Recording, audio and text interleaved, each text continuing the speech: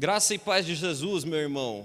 Uma alegria estar aqui mais uma vez para compartilhar a palavra com você, entrar aí na tua casa nessa manhã e, de alguma forma, pedir que Deus fale conosco, derrame sobre nós o amor dEle, a paz dEle, a graça dEle, e que nesse ano tão difícil que está chegando ao final, a gente encontre paz de Deus para as nossas vidas. Eu queria convidar você, antes da gente iniciar esse momento de palavra, a fazer uma oração.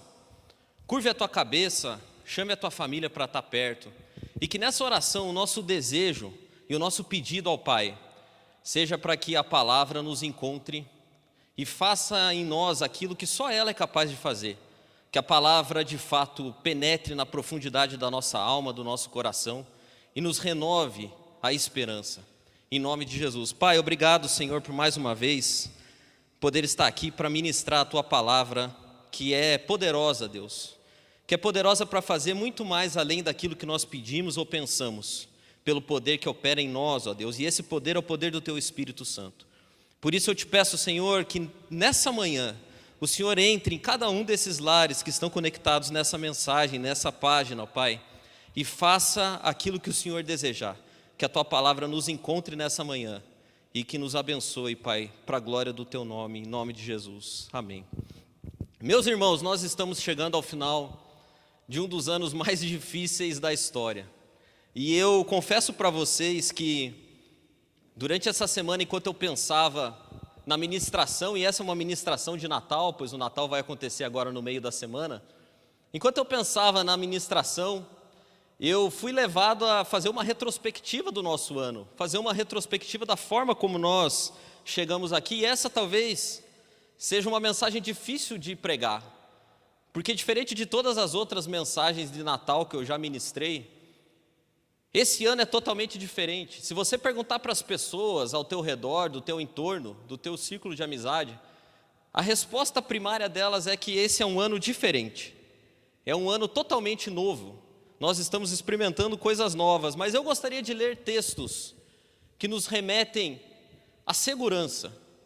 Eu gostaria de ler textos com vocês que nos remetem à certeza que Deus nos deu há muito tempo atrás do que faria no mundo e qual era o plano de redenção. E os textos são Isaías capítulo 9, se você tem a tua Bíblia aí, acesse, pegue ela, e Mateus capítulo 1. Isaías capítulo 9, versículo 6 diz o seguinte: porque um menino nos nasceu, um filho se nos deu, e o principado está sobre os seus ombros, e se chamará o seu nome Maravilhoso, Conselheiro, Deus Forte, Pai da Eternidade e Príncipe da Paz. Maravilhoso, não? O seu nome é Maravilhoso, Conselheiro, Deus Forte, Pai da Eternidade e Príncipe da Paz. O texto de Mateus capítulo 1, versículo 23 diz o seguinte: a virgem ficará grávida e dará à luz um filho, e lhe chamarão Emanuel, que significa Deus conosco. O ano foi totalmente atípico. Nós tivemos que reaprender tantas coisas nesse ano. Quantas coisas nós tivemos que experimentar pela primeira vez, fazer pela primeira vez, o que nos trouxe insegurança. E é interessante que o sentimento que domina as pessoas no final desse ano é algo totalmente novo, totalmente diferente. Se você parar para pensar, e eu amo a época de final de ano, o final do ano geralmente é uma estação em que as pessoas têm a sua esperança renovada. Já viu?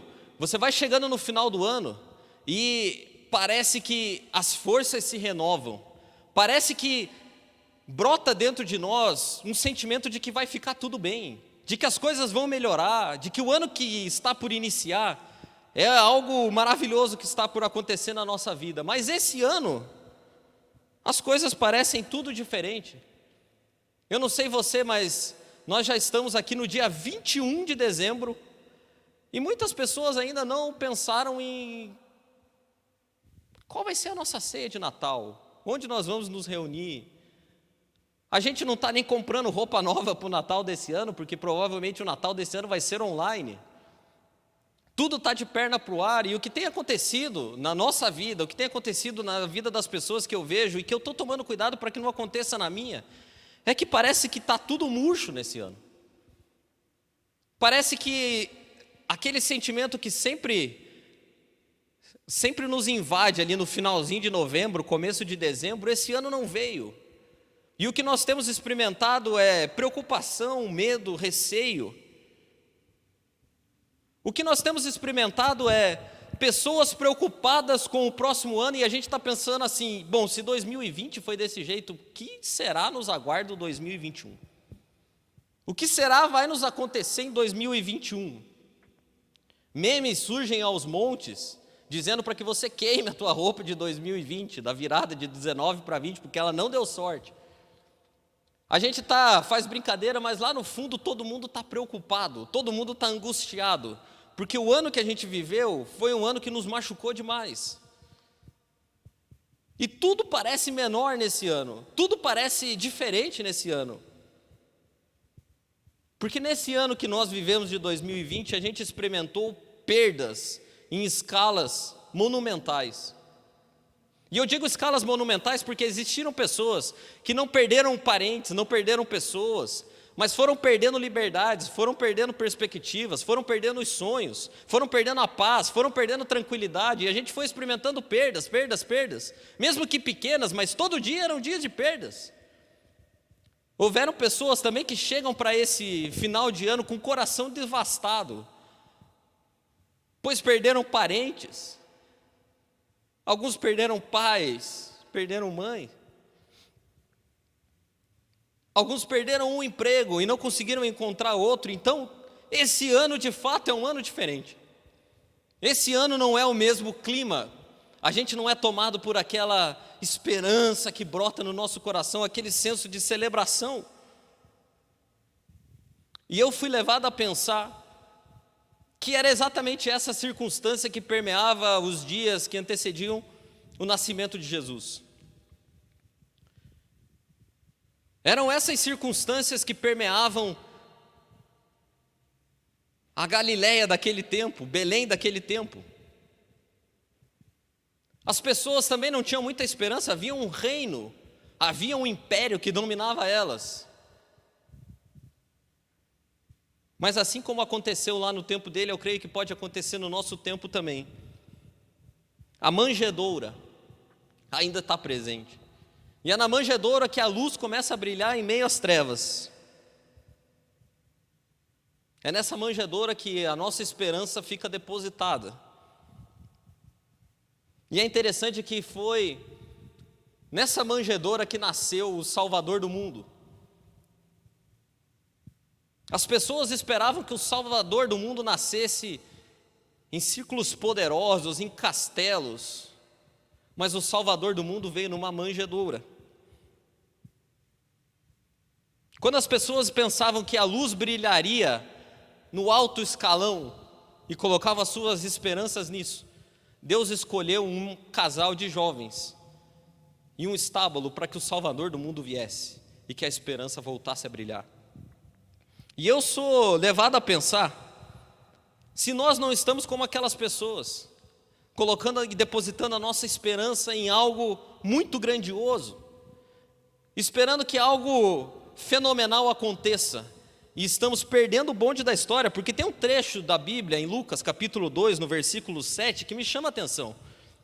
Está escrito assim, está falando de Maria e de José, e diz assim: e ela deu à luz o seu primogênito, envolveu-o em panos e colocou numa manjedoura.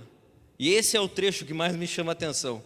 E ela colocou na manjedoura, a Bíblia diz, porque não havia lugar para eles na hospedaria.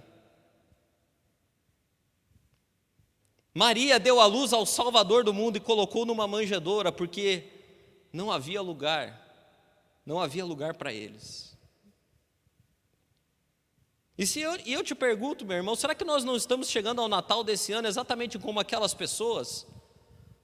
Preocupados, angustiados, cheios de temor, e estamos deixando de fora o Salvador do mundo porque não tem lugar para Ele na nossa hospedaria? Será que nós não estamos chegando também no final desse ano, deixando de lado aquele que de fato é a nossa esperança? E quem sabe é por isso que nós estamos sem sem aquele sentimento de que Deus está no controle de todas as coisas. Eu vou fazer um parênteses, eu conversava com uma pessoa, e ela me falou o seguinte, a gente está gravando alguns vídeos, e a pessoa me disse assim, cara, eu não estou a fim de gravar o vídeo, porque esse ano não tem motivo para celebração. E eu concordo, nós não temos motivo para celebrar, nós não temos motivo para, se nós formos olhar para a circunstância natural, para fazer festa.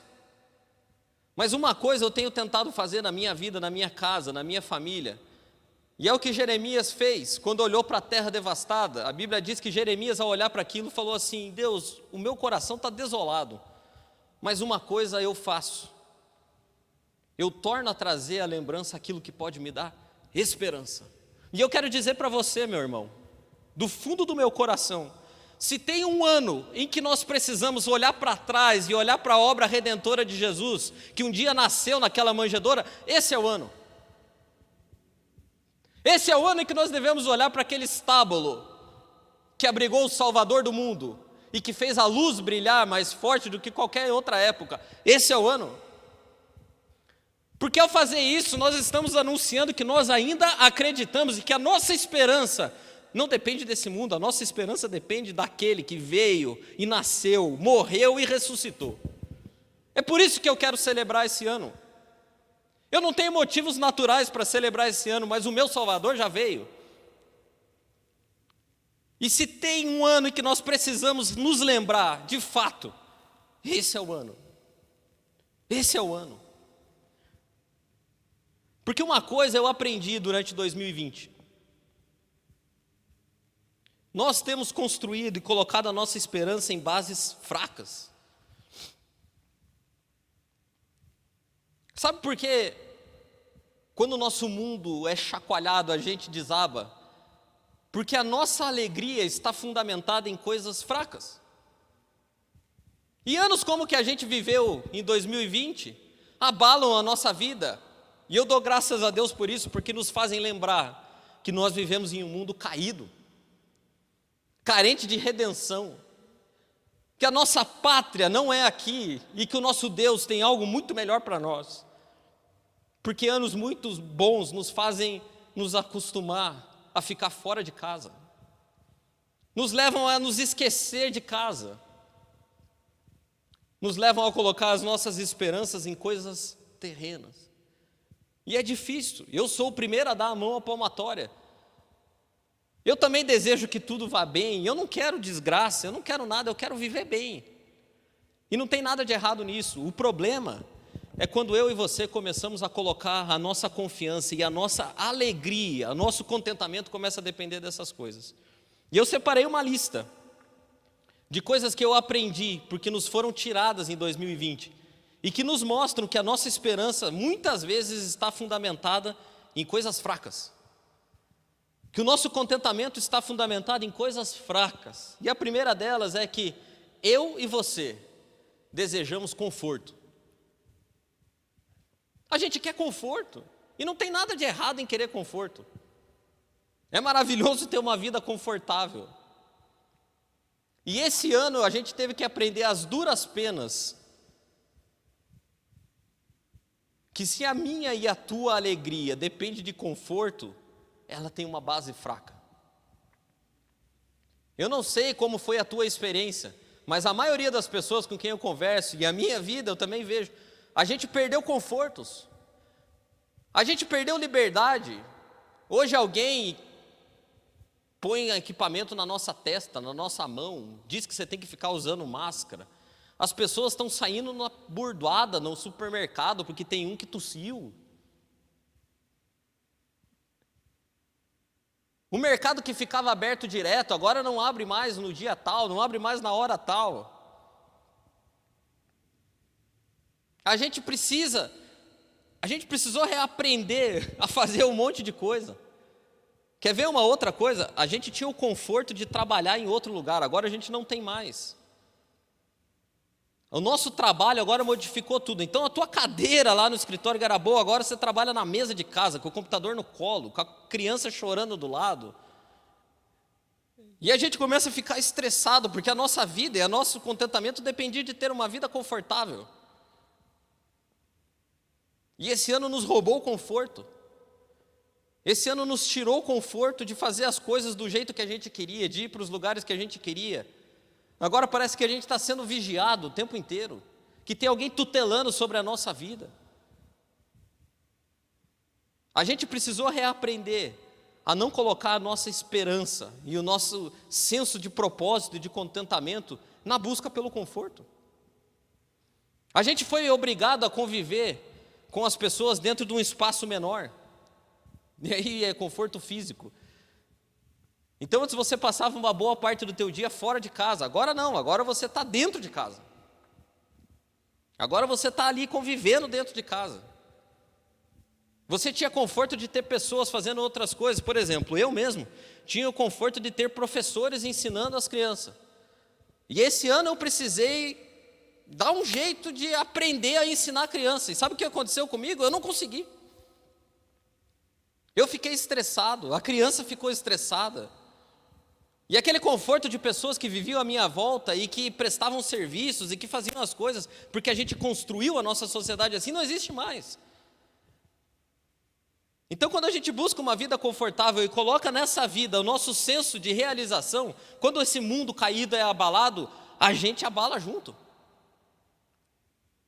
A gente abala junto. Quer ver uma segunda coisa que nós aprendemos nesse ano e que mudou completamente a nossa forma de enxergar as coisas, pelo menos a minha?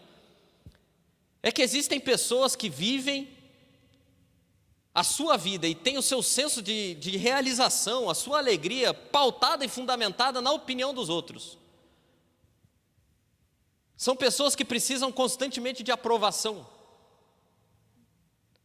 Precisam estar sendo elogiadas, precisam estar sendo agraciadas. Sabe que no fundo todo mundo é assim, eu sou assim também. Eu gosto que as pessoas olhem para mim e falem, eu gosto desse cara aí. Oh, esse cara é bom. Eu gosto de ouvir esse cara, eu gosto de viver com esse cara, eu gosto de trabalhar com ele, eu gosto de ser amigo dele.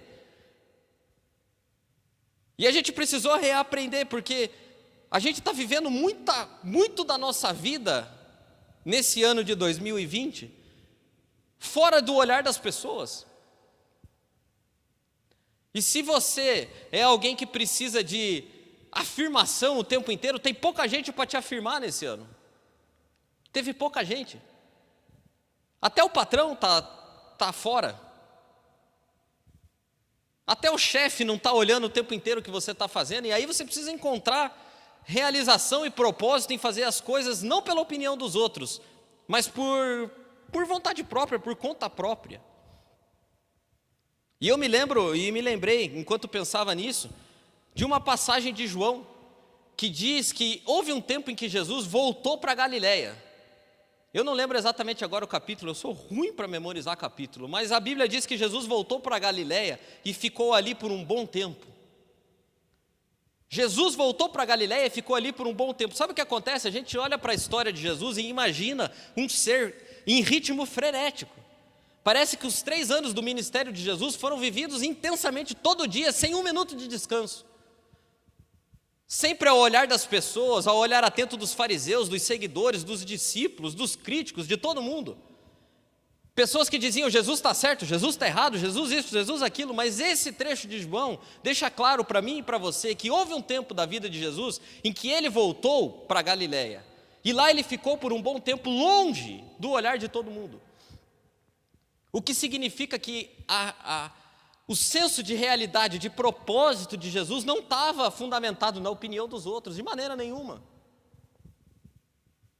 Jesus não esperava a aprovação de ninguém. E há momentos da nossa vida em que nós vamos ficar mais reclusos, e se eu e você precisarmos que os outros estejam nos afirmando todo o tempo, a nossa vida vai ser abalada. E esse ano mostrou isso. Nós fomos obrigados a conviver e a passar a maior parte do nosso tempo com as mesmas pessoas,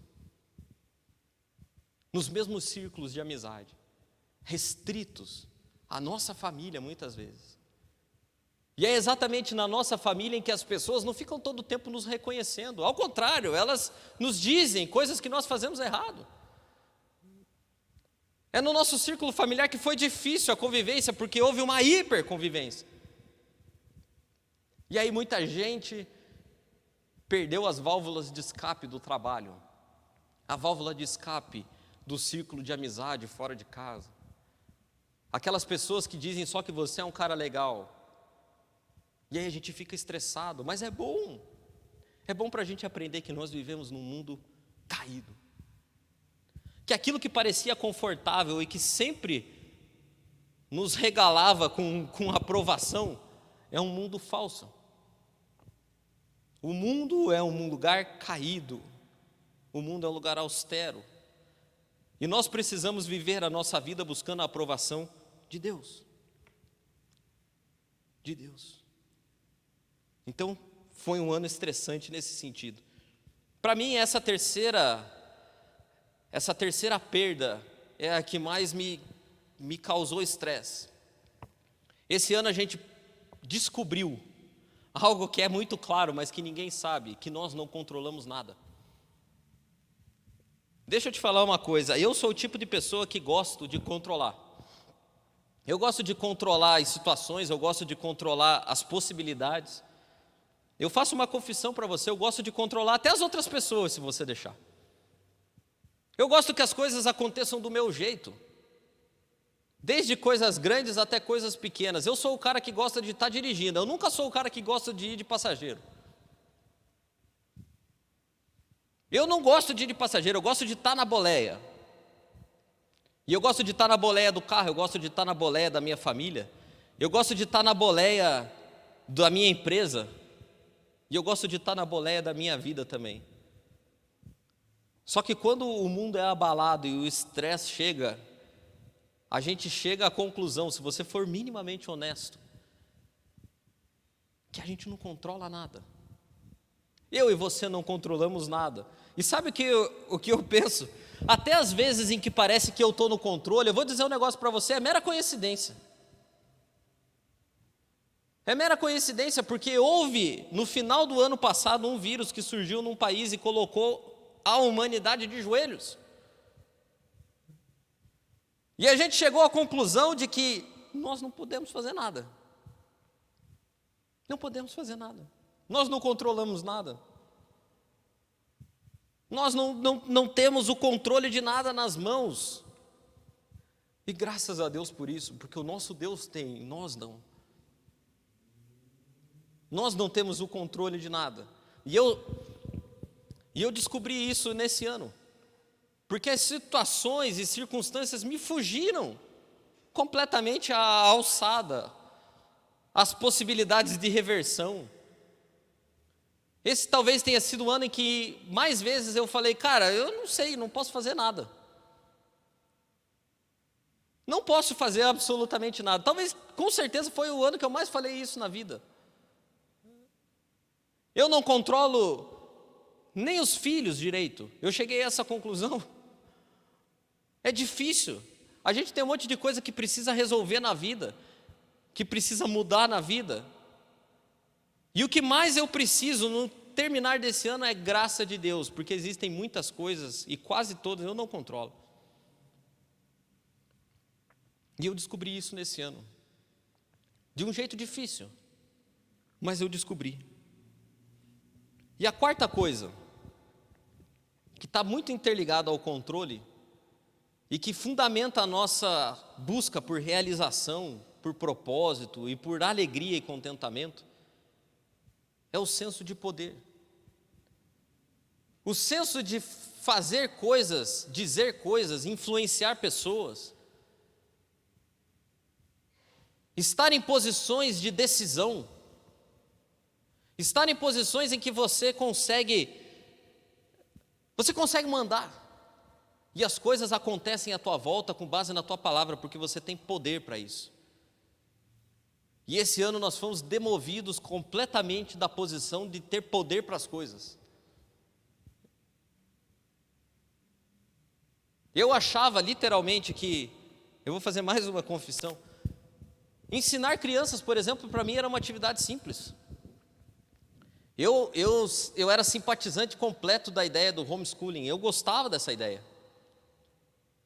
E sabe o que eu descobri nesse ano? Eu descobri que eu não tenho nenhuma vocação para ser professor. E eu, aqui de público, faço ainda um elogio. Eu acho que vocês são seres iluminados por Deus, vocês professores. Porque eu não consigo ensinar uma criança, por exemplo, quanto é 37 menos 12. Eu não sei como ensinar isso. E eu que me acho tão capaz e tão influente em algumas coisas, eu não tenho capacidade de fazer a Maria entender como faz uma conta de 37 menos 12. Eu descobri esse ano que o meu poder é absolutamente limitado. A minha forma de influência é limitada. A minha forma de liderar é limitada.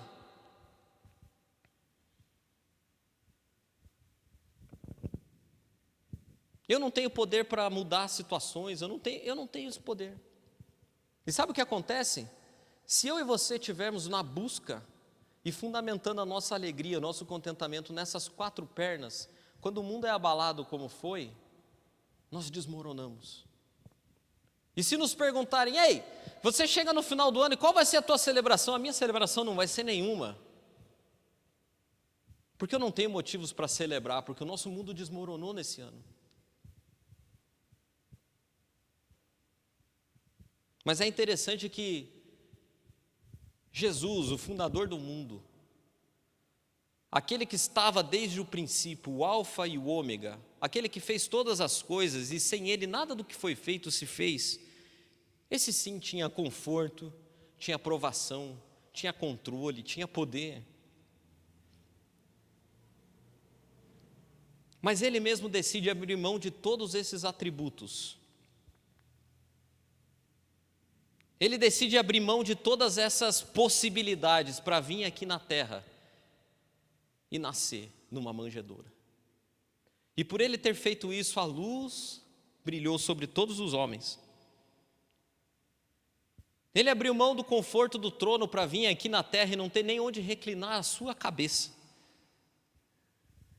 Ele desceu dos céus, onde os anjos cantavam glórias a Deus nas alturas e paz na terra aos homens. Ele saiu desse lugar para vir aqui e, nas palavras de Isaías, ser o mais odiado dos homens. Ninguém o aprovava. Ele desceu dos céus, onde ele chamava estrelas pelos nomes. E ele dizia para o sol e para a lua, e eles obedeciam. Ele saiu desse nível de controle para vir aqui nascer numa manjedoura e depender de pessoas para darem comida para ele.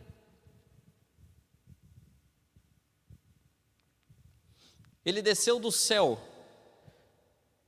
de onde criou todas as coisas, para vir experimentar a impotência diante de uma Jerusalém que o resistia, a ponto de ele chorar e dizer, Jerusalém, quantas vezes eu quis, mas eu não pude. Eu não pude. Você consegue imaginar o que é o Deus que criou todas as coisas, que tem todo o poder na mão, se despira a tal nível de vir aqui e dizer que não pode fazer, porque Jerusalém não quis?